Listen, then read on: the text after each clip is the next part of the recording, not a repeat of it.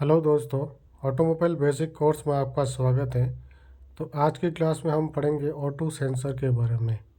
यदि इसकी लोकेशन का देखा जाए तो ये एग्जॉस्ट मैनिफोल्ड पे लगता है। एक सेंसर ऊपर की तरफ लगता है और एक सेंसर कैटालिटिक कन्वर्टर के बाद लगता है। तो इस सेंसर का काम है कि जो एग्जॉस्ट जो गैसें निकल रही है उसके अंदर ऑक्सीजन की मात्रा कितनी है। अगर ये मात्रा ज़्यादा निकल रही है तो इसका मतलब आपका जो कंबशन प्रोसेस है, जो आपकी गैस है गाड़ी के अंदर जल रही है, वो पूरी तरह नहीं जल रही है। तो इस सेंसर से हम पता लगाते हैं कि गाड़ी में कंबशन प्रोसेस यानी आपकी जो एयर फ्यूल जो जल रहा है अंदर, वो सही तरीके से जल रहा है या नहीं जल रहा है। और कुछ गाड़ियों में एक से अधिक सेंसर भी लगे हुए हो सकते हैं, जो कि कैटालिटिक कन्वर्टर से पहले एक और कैटालिटिक कन्वर्टर के बाद में एक। कैटालिटिक कन्वर्टर के बाद का जो सेंसर है वो पता लगाता है कि कैटालिटिक कन्वर्टर कितनी गैसेस को प्योर कर रहा है। तो ये इसकी लोकेशन हो गई। अगर इसकी वर्किंग का अपन पढ़ें तो इसकी वर्किंग का यह होता है कि ऑक्सीजन सेंसर का काम है कि एग्जॉस्ट के बीच निकल रही गैसों के की मात्रा में ऑक्सीजन कितनी निकल रही है, इसको चेक करना और इसको डायग्नोस करें।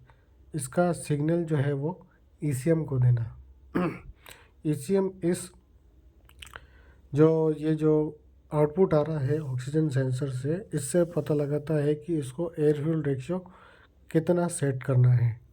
अगर ऑक्सीजन ज़्यादा है तो ये क्या करेगा, इसका मतलब कंबशन सही नहीं हो रहा है, तो ये फ्यूल की मात्रा थोड़ी बढ़ा देगा और एयर फ्यूल में रेशियो को ये सेट कर देगा।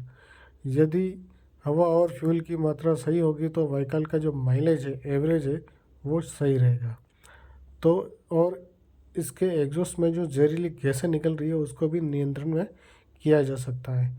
तो इसका काम यही है कि एग्जॉस्ट गैसेस में जो गैसें निकल रही है वो लास्ट में जो निकले गैसें वो ज़्यादा हानिकारक नहीं हो। इसलिए इस सेंसर का जो सिग्नल मिलता है उससे इसका air fuel ratio accurate set किया जाता है। यह सेंसर एक व्हीकल में एक से अधिक यानी दो भी हो सकते हैं, ज़्यादातर दो ही होते हैं, जो कि मैंने आपको पहले ही बताया, कैटालिटिक कन्वर्टर से पहले और कैटालिटिक कन्वर्टर के बाद। जो कैटालिटिक कन्वर्टर से पहले है उसको अपन बोलते हैं अपर स्ट्रीम। क्या बोलते हैं? अपर स्ट्रीम। जो कैटालिटिक कन्वर्टर के बाद में उसको बोलते हैं अपन लोअर स्ट्रीम। ठीक है, फिर आगे अपन इसके फॉल्ट कोड्स को पढ़ते हैं। तो जो सेंसर जो है वो कैटालिटिक कन्वर्टर से पहले लग रहा है, उसका काम है कि एग्जॉस्ट में जो ऑक्सीजन की मात्रा निकल रही है उसको चेक करके ईसीएम को सिग्नल देना।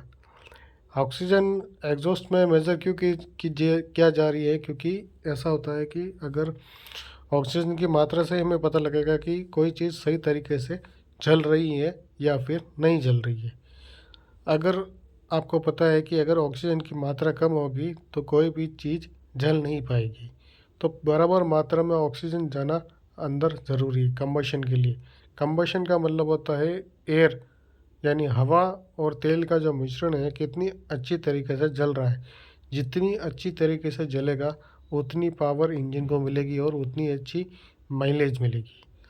तो जो सेंसर कैटालिटिक कन्वर्टर के बाद लग रहा है वो कैटालिटिक कन्वर्टर की एफिशिएंसी को मेज़र करता है और उसका सिग्नल ईसीएम को देता है। कैटालिटिक कन्वर्टर का काम ये है कि जो एग्जॉस्ट में जो हाइड्रोकार्बन, मोनोऑक्साइड और नॉक्स गैसें जो निकल रही है उसको अच्छी गैसों में बदल के वातावरण में वापस छोड़ देना, ताकि ये असर इंसानों पर नहीं हो।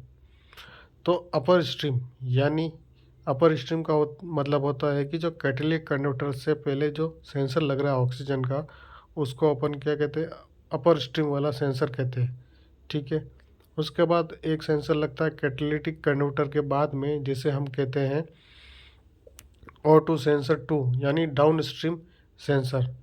ठीक है, अब इसके फॉल्ट की बात की जाए तो इस सेंसर में फॉल्ट आता है तो क्लस्टर में इंजन चेक लाइट हमेशा आएगी। उसके बाद इसमें अगर फॉल्ट आता है तो व्हीकल का जो माइलेज है, गाड़ी का जो माइलेज है, वो भी आपका, तो माइलेज तो कम होगा ही, क्योंकि अगर ऑक्सीजन सही नहीं चला पा रही है और कंबशन सही नहीं हो रहा है तो माइलेज आपका कम हो जाएगा।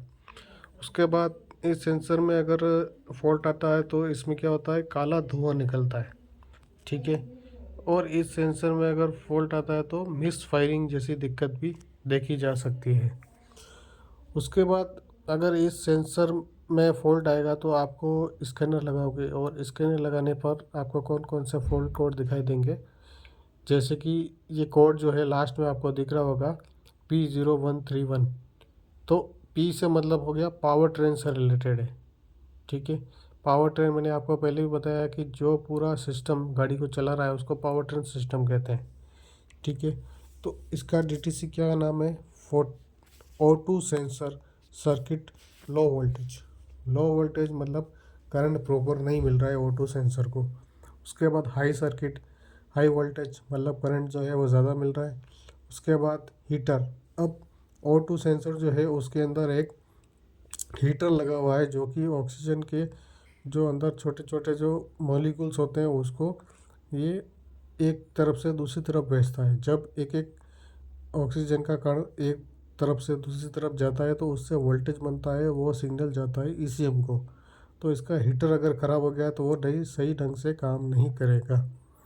दूसरा ये कहता है कि O2 सेंसर सर्किट, यानी इसके जो सर्किट है उसमें कहीं ना कहीं दिक्कत है।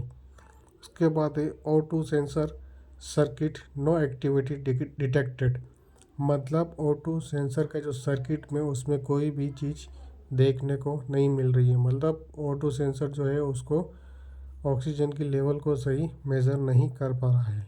जैसा कि आप इस डायग्राम में देख रहे हैं इस तरह का ये सेंसर होता है और इसके ऊपर कचरा वचरा इस छेद में अगर जमा हो जाता है तो ये ऑक्सीजन को प्रॉपर नाप नहीं सकता है। तो ये दो टाइप के होते हैं, जैसे कि नैरो बैंड और wide band sensor. Narrow band के अंदर 3 तार होती है और वाइड बैंड के अंदर आपको 6 तार देखने को मिलेंगे।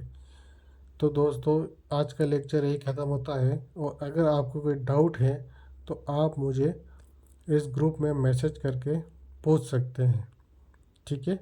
Thank you.